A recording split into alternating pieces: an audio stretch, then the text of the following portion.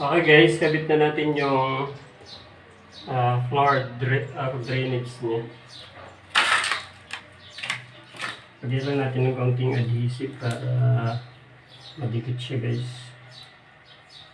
Yeah. Ayan.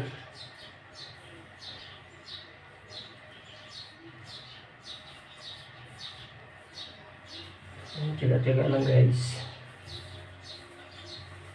Pasensya madumi yung gawa natin.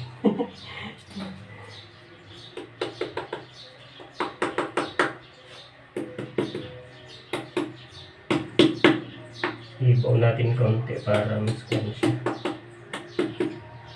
Ayan. Mas mababa kaysa tiles guys. Para bumaba yung tubig.